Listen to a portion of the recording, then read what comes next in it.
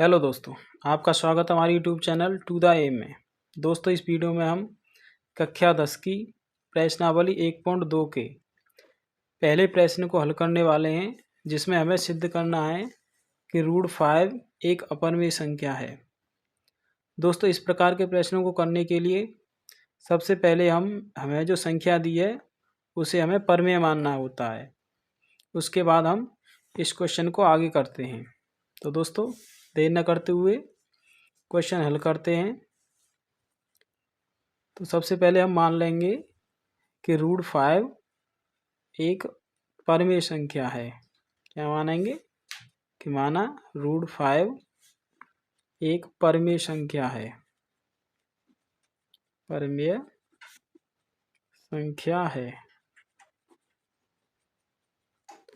तो सबसे पहले हमने मान लिया कि √5 एक परिमेय संख्या है। तो दोस्तों, कोई भी जो परिमेय संख्या होती है उसे हम किस फॉर्म में लिख सकते हैं? उसे हम P/Q के रूप में लिख सकते हैं। और जहाँ Q क्या नहीं होना चाहिए, जहाँ Q 0 के बराबर नहीं होना चाहिए। ठीक है। और जहाँ P और Q हैं, ये दोनों ही हमारे सहअभाज्य पूर्णांक हैं। और P और Q क्या है? हमारे सहअभाज्य पूर्णांक। P और Q सहअभाज्य पूर्णांक हैं।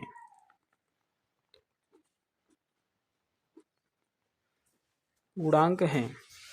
तो दोस्तों, सहअभाज्य पूर्णांक किसे कहते हैं? सहअभाज्य पूर्णांक उन्हें बोलते हैं जिनका अवयनिष्ठ गुणनखंड केवल एक होता है। इस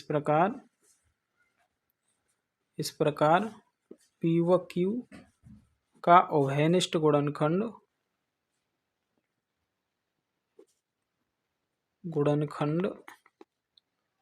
सिर्फ एक होगा। सिर्फ एक होगा। तो दोस्तों, सबसे पहले हमने जो भी हमें अपरिमेय संख्या माननी है उसे हमने सबसे पहले परिमेय माना, इसलिए हमने उसको किस में रख दिया? P/Q के रूप में, जहाँ Q क्या नहीं होना चाहिए? 0।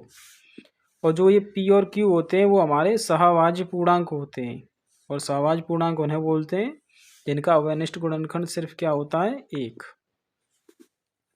अब जो भी हमने संख्या मानी है उसे यहाँ लिख लेंगे। √5 = P/Q।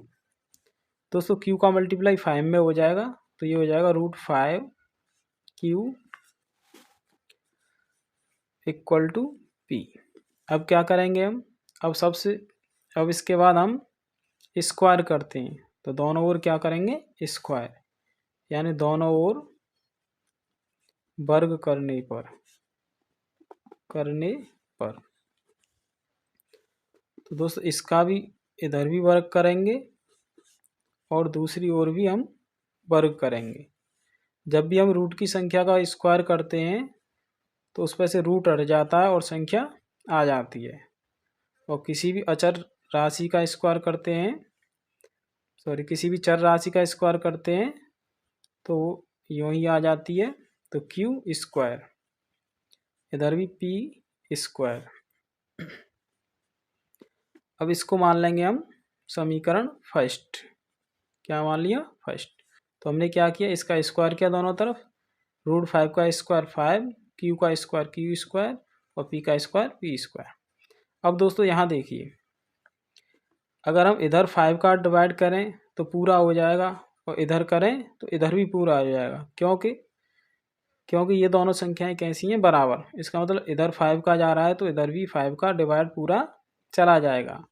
तो हम कह सकते हैं यहाँ कि P² 5 से पूर्णतः विभाजित है। P² किससे पूर्णतः विभाजित है? 5 से। कैसे विभाजित है आगे समझ में? क्योंकि इधर जब 5 का डिवाइड जा रहा है तो इधर भी 5 का डिवाइड पूरा ही चला जाएगा। तो जब भी कोई स्क्वायर किसी संख्या से विभाजित होता है तो वो संख्या भी, यानी वो संख्या भी 5 से पूर्णतः विभाजित हो जाएगी।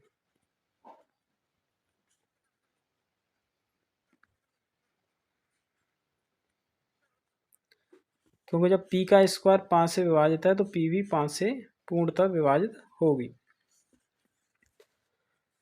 तो दोस्तों माना हम पुनः मान लेंगे कि माना, क्योंकि p में किससे भाग जा रहा है 5 से, तो p बराबर 5।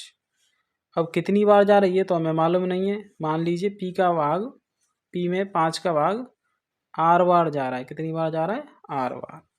और जो r होती है वो हमारा एक पूर्णांक होती है। क्या होती है?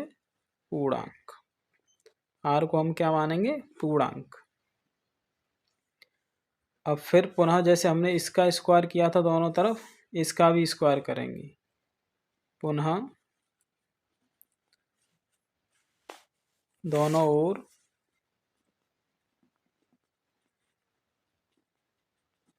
वर्ग करने पर, तो पुनः दोनों ओर क्या कर देंगे हम? वर्ग।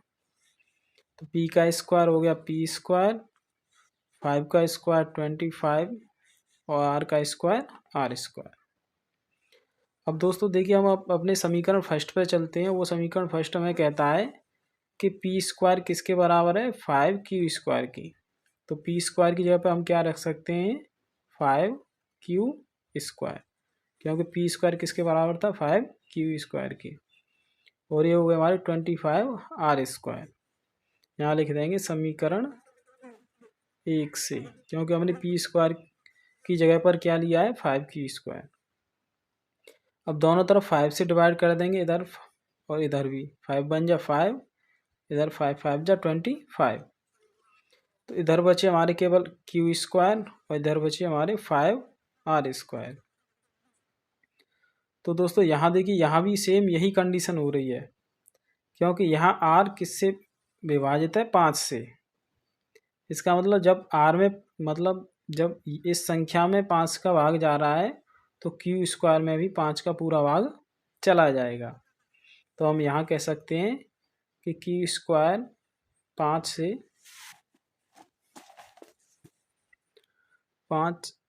से पूर्णतः विभाजित है, इसलिए q भी 5 से विभाजित होगा। क्योंकि दोस्तों जब किसी संख्या का स्क्वायर किसी संख्या से विभाजित होता है तो वह संख्या भी उसी संख्या से विभाजित हो जाती है। तो हम यहाँ पाते हैं कि q भी 5 से विभाजित है और p भी 5 से विभाजित है। जब दो संख्याएं एक ही संख्या से विभाजित हो जाती हैं तो वो उनका उभयनिष्ठ गुणनखंड कहलाता है। हम यहाँ लिखेंगे चूंकि p व q दोनों 5 से विभाजित हैं, इसलिए 5 p व q का उभयनिष्ठ गुणनखंड है।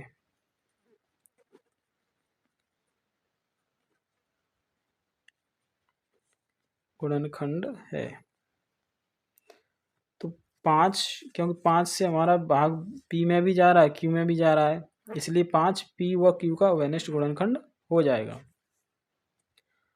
जो हमारी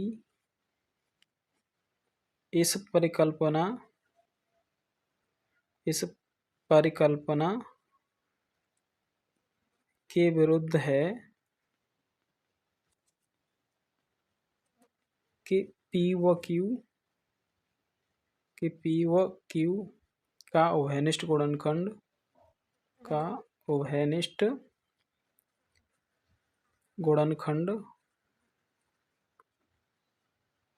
सिर्फ एक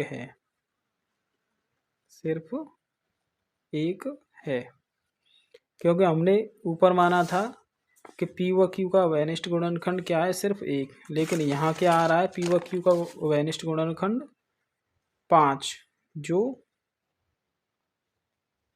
एक के अलावा है, जो एक के क्या है? इसलिए हम कह सकते हैं